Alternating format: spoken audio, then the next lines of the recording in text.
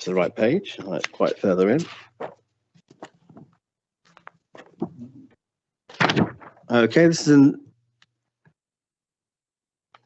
Oops, I've gone too far. I do apologise. Quite a short paper, isn't it? Thank you very much. Yeah, thank you. Right, so this is in the name of Councillor Cockerell, and I believe Councillor Cockerell will be supported by Joint Chief Executive Mr. Phillips, who's on the screen there for us. Graham, are you introducing it, or are you just going to hand over to Daryl for now? I will hand over to Mr. Phillips, but just a brief introduction, just to say that this is basically the outcome, as it were, of the previous discussion we had at Cabinet. You will notice, members, that the recommendation has been slightly amended in terms of the second point, to take into account the fact that we're in a tripartite agreement at the moment, and we need to give notice of any changes. But I'll let Mr. Phillips talk through the paper as a whole, and I'm sure he will be more than happy to take any questions.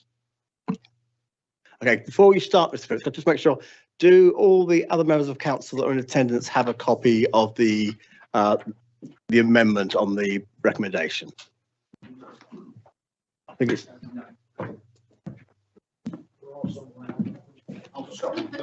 Okay. Good, that's resolved, thank you. So, Mr. Phillips, the floor is yours. Good evening, Chairman, and thank you very much. The report's hopefully actually short and readable. It has some important elements to it, but actually the debate can be quite simple, although the questions could be interesting. There's three elements to this report. The first one is the assessment about the need for a local plan review.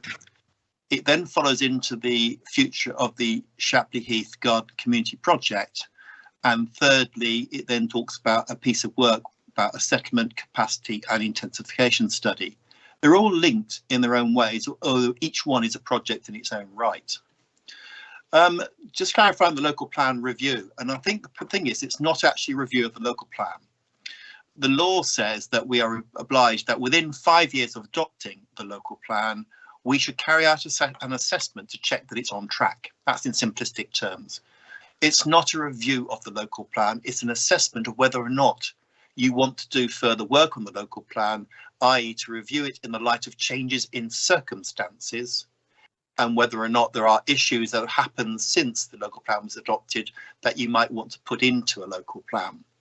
So the assessment, and it is an assessment at this stage, is not about housing numbers. It's not about options for growth. It's purely an assessment of where are we now and is it on track to deliver what is required and is envisaged through the local plan. And that assessment we're recommending is carried out in the spring of next year, when we see whatever form a planning bill looks like when it comes out from the government, because clearly it will change the view on life, because there will be also associated updated guidance that comes out from the government about the future of planning. And that's quite important that we do that assessment. And the outcome could be that we don't need to do any further work on our current local plan. We could carry on as it is. That could be one of the results that could come out. The second result could be, well, there are a few bits where we've got some hooks in the current local plan, but we'd like to do some further work on. And we have got some policies on climate change, but clearly climate change has moved on from when we actually prepared the local plan. So we have to look at that as an issue of whether or not we want to update the current plan. And the third one would be, actually, we need to do more fundamental changes to the local plan in terms of strategy. We want to add much, much more into it. And that might actually mean we actually do a full new local plan and start again. But that's not a decision for today. Today is purely letting members know that as soon as we see the planning bill, the updated guidance that comes with it, we will do the 5-year assessment. It's slightly early, but it's best to start doing that assessment now, because then it will trigger a thought process. And you'll probably see what will happen in practical terms, and Mr. Hawes can chip in here, is that it's likely the assessment's carried out in the spring of next year, so that when we get round to budget setting for next year, you've got an idea, are you going for an updated local plan? Are you doing anything with a local plan?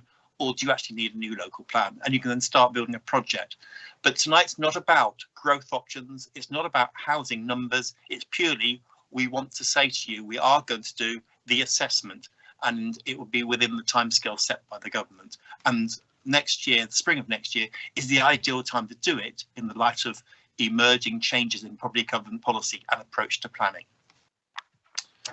The second part of the report follows on, which is the future of the Shapley Heath project. It's been a very interesting project, and it has delivered quite a lot of information about the challenges and opportunities that come from building a new settlement. But members, and it has been funded by the government, but the point being is the government hasn't given us full funding for the project. None of the garden community projects that the government has been funding have actually fully funded those projects.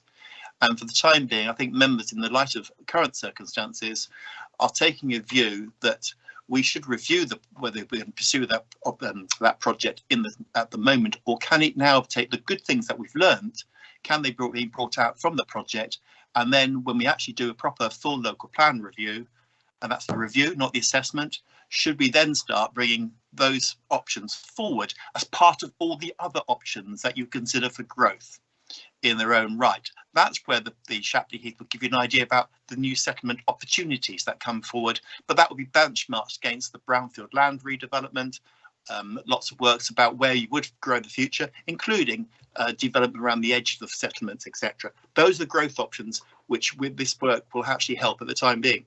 But for the moment, we want to conclude, or recommend that you conclude the project. And on that basis, we are recommending that as part of the tripartite agreement, we serve a 21-day notice period on our the partners to the tripartite agreement, saying that we're now terminating the project. And subject to that, we then actually finish and conclude the work that we've done at the moment. But all the work that's come out of it, A, we'll publish what we can, and B, we'll then put that work in the context of the wider regeneration of the opportunities that will emerge from a future local plan.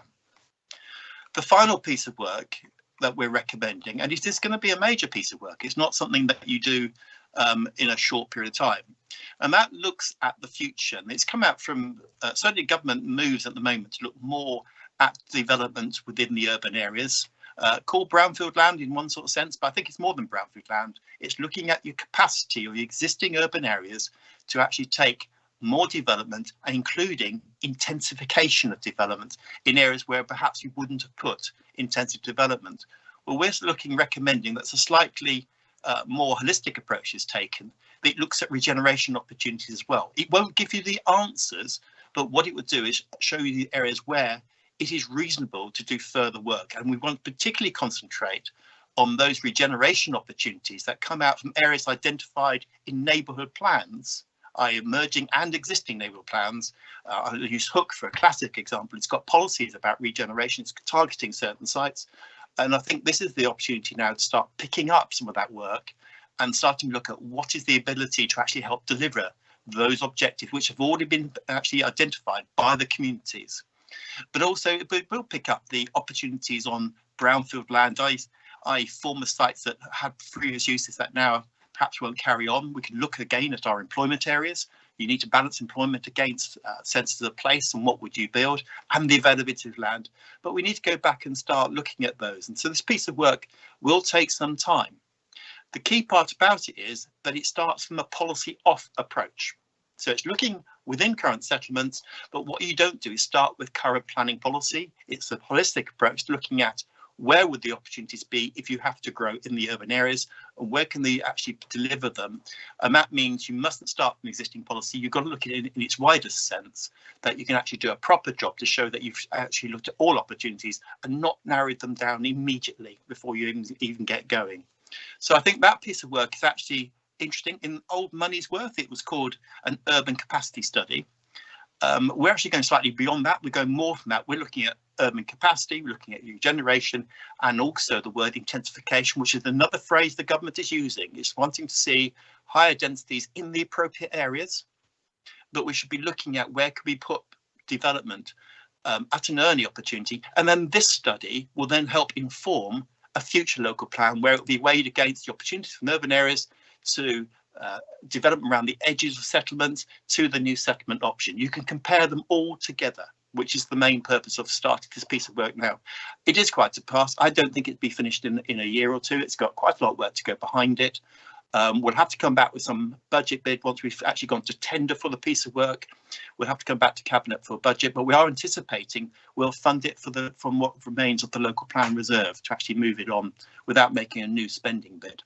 But that has to be seen once you've actually done the review work. So we'll come back with the assessment review by the end of the summer of next year. So again, it'd be part of the budget fitting situation. So I hope that explains where we are, Chairman. It is 3 chunks. You might want to break the debate up into three separate discussions, but actually the overall project plan is broadly the same. Thank you. Okay, thank you, Mr. Phillips. I'm sure that was provocative enough to raise the odd question. So we'll see who wants to start us off. Who has the questions? Councillor Southern, welcome, Tim. Thank you, Mr. Chairman. Nice to be here. I don't often attend this August body, but I thought it worthwhile this time because there are a lot of interesting topics coming up. At the last audit committee meeting, I did request or suggest that we should audit the figures of the costs relating to that Shapley Heath development. I'm glad to see that Councillor Axum is here as chairman of the audit committee. I'm just, I am sure, and I'm just hoping it will be, that those figures will be provided to us at the next audit committee, and we have a complete audit of the costs of Shapley Heath, the Shapley Heath project. The second point of my question is also a point. Do we have any idea about how much these the project, or have any assessment of the project costs of this particular development or this particular project? Mr. Phillips has intimated quite strongly that he reckons it's probably value for money, but do we have any idea about how much this project has cost us? Okay, thank you. So before I get Mr. Phillips to answer, what I will say about the first part of your question, Councillor Southern, is you are right. It's an audit issue. We're merely the executive, and audit has its own function and role. And the work that you have suggested, and which I know Councillor Axum is looking at the audit committee undertaking, is within your purview, and it's not for the executive to make comments on it. It's not on our agenda tonight. I thank you for the question. That was just an observation. Absolutely. It was I not think a question. It was it an was observation. good context. Thank you. Right. We have a specific question about the challenge of the costs of these studies. And perhaps also, whilst answering that, Mr. Phillips, you could talk about how much money is in the residual fund on the local plan, if that would help the answers. Yes, Chairman, we're not going to spend to a budget just because it's there. That's the main part to make the message across. The assessment of the local plan will be done in-house within current resources, and we're suggestion is we use a very useful document called the Local Plan Route Mapper and Toolkit, which the Planning Advisory Service has prepared. That's a self-assessment from within our own house. So that's not a study that's going to come with a figure about the cost, etc.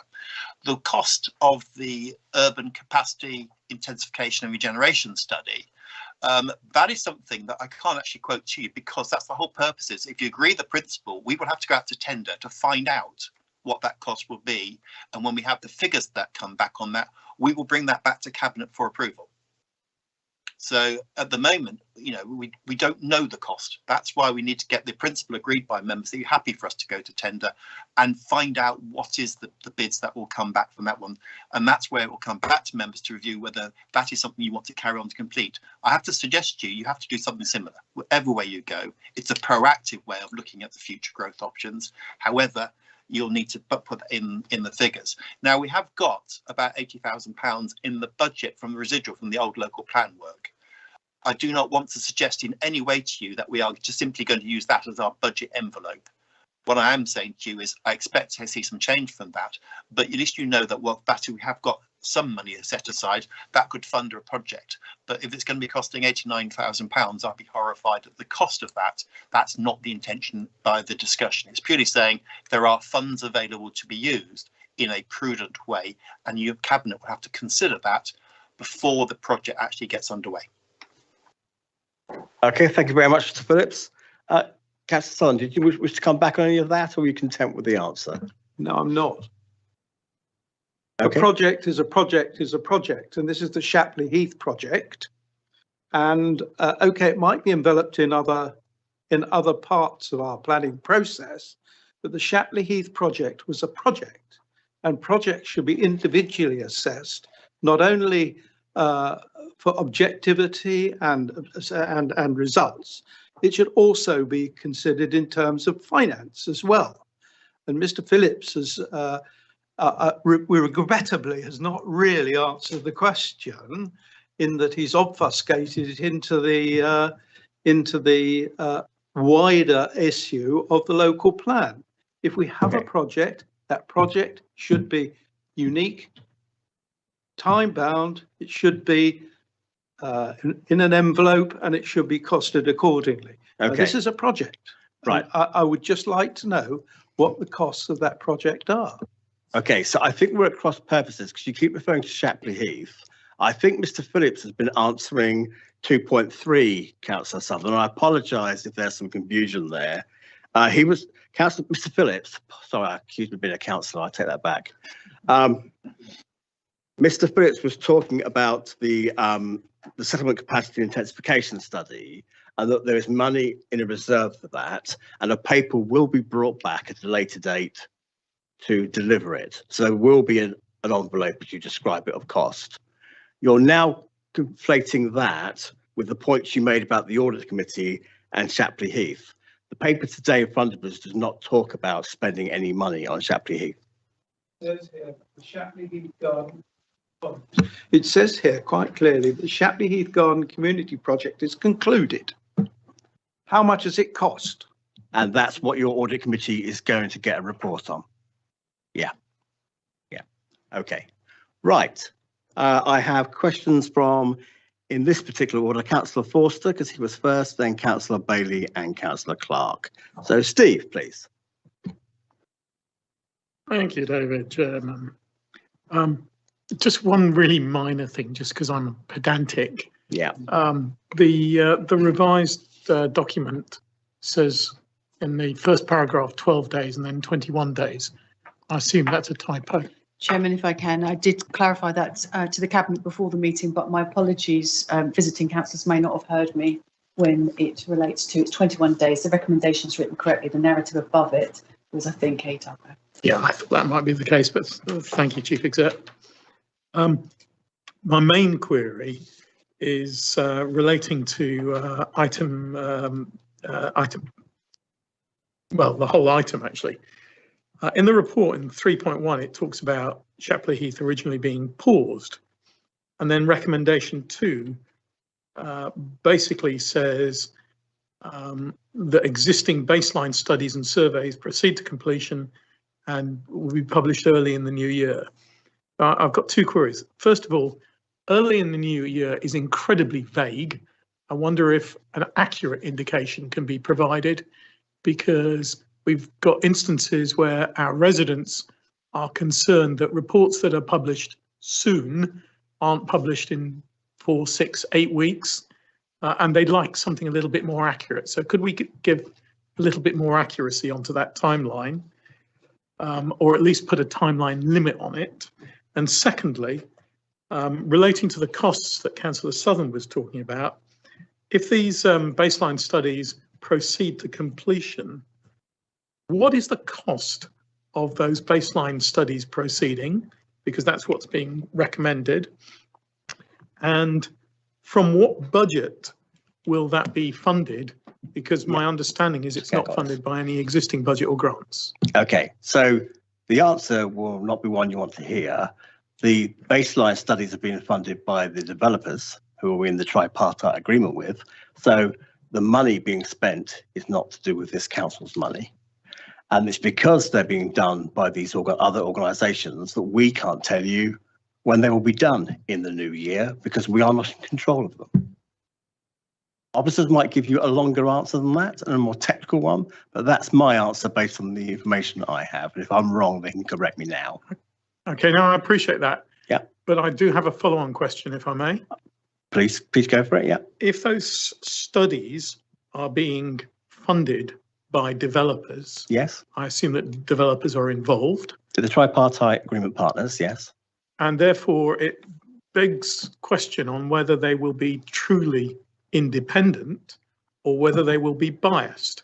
Would it not be appropriate for, at worst, them to be funded by the developers with no other involvement? But actually, wouldn't it be better if the developers were not involved? Because one of the main things that was said about the Shapley Heath project was that this cabinet's reason for pursuing it was so as not to be beholden to developers. And it seems that's exactly what we're now proposing. That's your opinion, Councillor Forster, but these sort of tripartite agreements are actually quite standard for very large-scale developments between the development industry and the planning authority. This is nothing unique, bizarre, and twisted about this. This is standard practice in this area. Okay, officers want to speak because they probably want to be more tactful and answer your comments, so I will let them do so. Ms. Hughes. Thank you, Chairman. Just by way of a bit of reassurance for Councillor Forster. So a couple of different aspects to this. The proposed way forward in terms of the baseline studies was actually taken to the Garden Community Opportunities Board, which you'll understand is a cross-party and actually multi-agency board back in February, March of this year. And the approach to these baseline studies were agreed at that point by all parties. So respecting Councillor Forster's concerns at this point, it was something that was known and agreed to back in the spring of this year. Secondly, I can reassure all the members around the table that actually the specifications for the commissioning of these baseline studies were actually written by the staff of Hart District Council. So our own specialists were the ones who set the specifications in terms of what those baseline studies would look like, with the ambition of knowing, setting out a framework in terms of what are the sorts of answers we would get from this. So whilst I could understand for the person on the street why they might establish some concern around how these have been procured, this has been agreed by the Garden Community Opportunities Board, which reports to this august body, as was so named by Councillor Southern earlier on. And actually our own team, our own specialists have been the ones who essentially set the standard for which they need to meet these baseline studies. Okay. You have answers, Steve. I'm going to move on to some other questions, if that's okay with you. It is. I'm not satisfied with that. And the person on the street, I suspect, will show their displeasure. Thank you. Code of conduct, I'll just keep my thoughts to myself. Right. Okay. Next on my list, I have Councillor Bailey. Stuart, can you bring us back into the mainstream? Okay, thank you. Councillor Clark, you have a question? My questions have just been answered. Thank you. Okay, right. There are no more questions. Councillor Cockrell, would you like to move the recommendations as listed on the amendment? Yes. Is it your intention, Leader, that we do them all in one, that I move them all in one go? They're your recommendations. Do you wish to move them separately? No, I was going to move them all as one because they kind of all fit into the envelope, but I just wondered whether you had other thoughts. I think we just get on with it. Yep. So. In that case, I shall move as per the amended paper. Thank and you. Look for a seconder. Chairman, for our own purposes, do you want me to read out the amendment?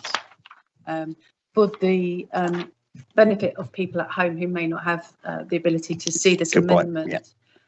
it specifically pertains to the second recommendation, and the updated recommendation is that notice of termination under the provisions of paragraph 13.5 of the Shapley Heath collaboration agreement be given to Ellenkill Estates Limited and Lightwood Land Limited, and that following the expiry of the 21-day notice period, the Shapley Heath Garden Community Project is concluded with immediate effect, but that existing baseline studies and surveys proceed to completion and be published early in the new year.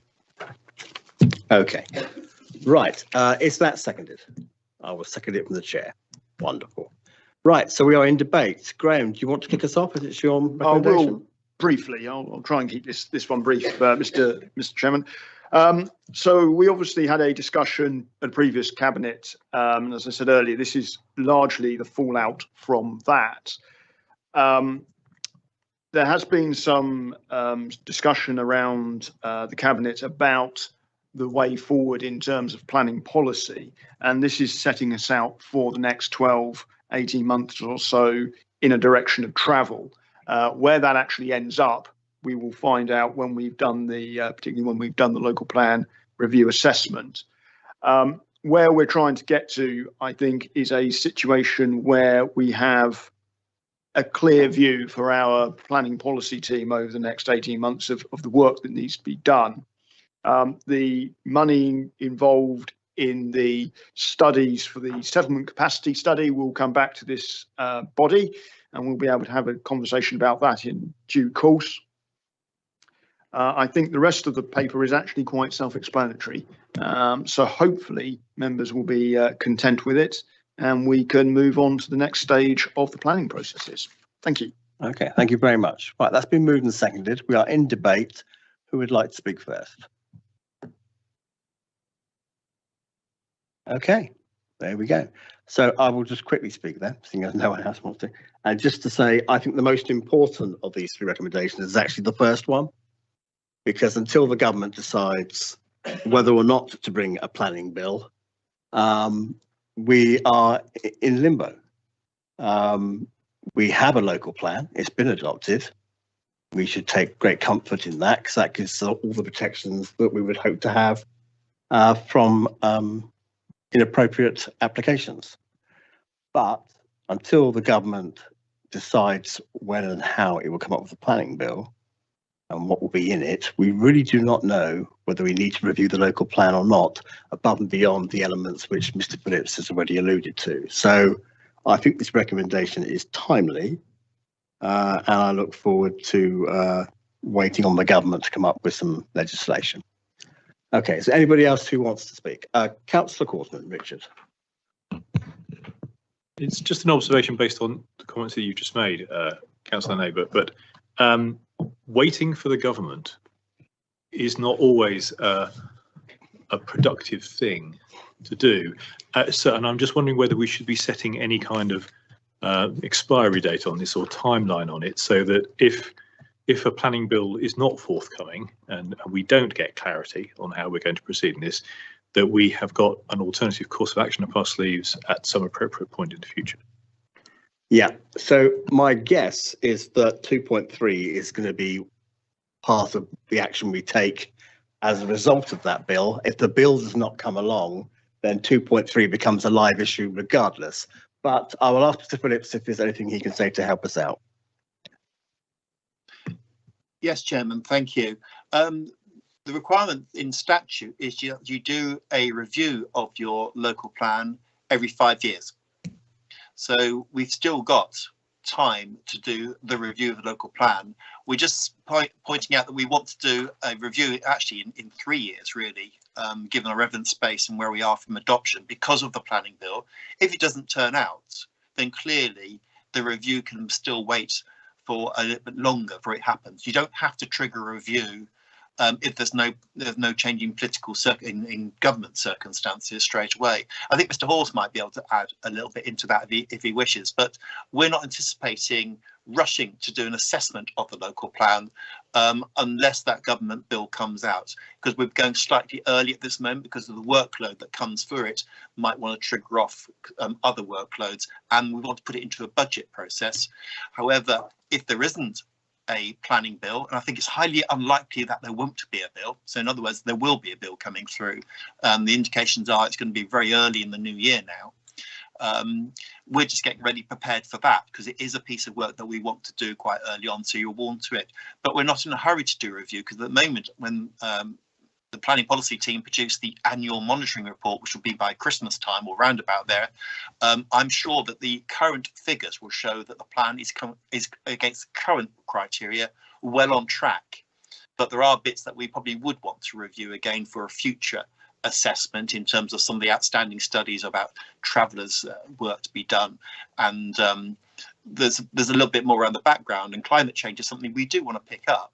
But at the moment, in terms of planning policy, we've got no indications that the plan in its current form is either out of date or falling short of any of our actual obligations. So until that starts becoming an issue to us, the pressure on us to do an assessment of the plan is not great, if there's any pressure at all. I don't know whether Mr. Horse would just want to add anything to that. No, I won't add to that, Darryl. I think that's covered it. Thank you. Okay, thank you. Right, I've got Councillor Radley. I'm mindful that Councillor Bailey did have some questions which he then said he would raise in debate. Well, yeah, I'll just make a very brief comment, which I think the three recommendations that have been put towards us this evening seem to me eminently sensible.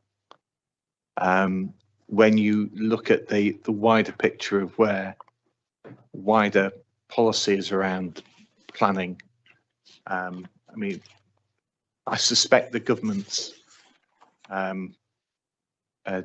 planning bill that when it comes out in the spring will be very different to the one that they were indicating for the spring of this year. And that's one of the challenges with any planning policy is trying to second guess where you're going with any government, but particularly where you've had a change in Secretary of State and some of the pressure that was put on the government with the direction of travel that they were going down earlier this year. So in terms of the three recommendations together, I think they're eminently sensible for us. I think it will be very interesting to see what opportunities there are to appropriately develop what brownfield sites we've got. I think it will be very interesting to see where the debate around intensification comes from, because I think the nature of our district and our urban centres is very different to, say, somewhere like Woking or even Surrey Heath, where you go into Woking town centre now, it's almost resembles a part of Greater London, and none of us would want that for our district or for our area. So I support the motion or motions if it's split into three, and we'll see where we go from here. Okay, thank you very much, Stuart. Councillor Radley, James. Well, I originally put my hand up to make the point that Mr. Phillips made far more eloquently and in more detail than I would have done regarding option one. We took a very long time, like a decade, to get the last local plan together. Yeah. And so I think this is the right way to be engaging on the next round. So slowly, carefully, but making a commitment to do some of the key groundwork that we know needs to be done, with the option in there that if circumstances significantly change with the new planning policy framework, which would act to undermine the robustness of our current local plan, which is currently working very well and has defended us against a number of developments that we didn't want to see, that we continue to benefit from that protection by being rapidly able to scale up and respond to anything that if the ground shifts beneath us. And if it doesn't, great, because our local plan that we've got currently is very much fit for purpose. Yeah. But in a blink of a Secretary of State's eye, that could all change. Okay. Right. Is there anyone else who wishes to debate the item before I put it to the vote? No? Okay. So we have the amended recommendation on the piece of paper in front of us. All those in favour, please show. That is unanimous. Thank you. Thank you, Daniel.